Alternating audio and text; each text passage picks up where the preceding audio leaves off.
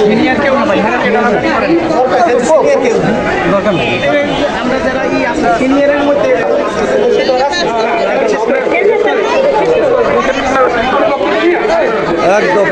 আচ্ছা, আমরা একেবারে শেষ পর্যায়ে এবারে আমি একটু সংক্ষিপ্ত বক্তব্য দেবো আপনাদের সবার উদ্দেশ্যে। সবাই উপস্থিতি দেখে আমি বলবো, আমি যখন প্রথমে রেডি স্যারের সাথে কথা বলি, দ্বিতীয়টার সাথে কথা বলি, আমার মনে হয়েছিল যে এত মানুষ জড়ো করে আমাদের পক্ষে খুবই কষ্টকর, কিন্তু আমাদের এসপি স্যারের সহযোগিতায়, আমাদের অফিসারের সহযোগিতায়, আমাদের ডিপিও মহোদয়ের সহযোগিতায়, উপজেলা শিক্ষা অফিসার মহোদয়ের সহযোগিতায় আমরা এত সুন্দর একটা সফল অবলম্বন করতে পেরেছি। সবাইকে এর জন্য অশেষ ধন্যবাদ।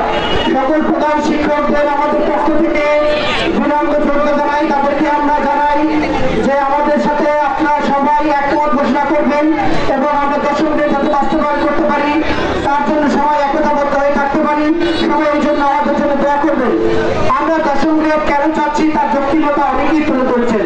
শুধু আমি দুইটা বিষয় তুলে ধরতে চাই। প্রথমত, আমাদের বেতন গ্রেড এতই কম যে আমরা টিফিন ভাতা পাই মাত্র 200 টাকা। মাত্র 200 টাকায় এক মাস কিভাবে আমরা টিফিন খাই তা আমরাই জানি না। এক কাপ চায়ের দাম 10টা,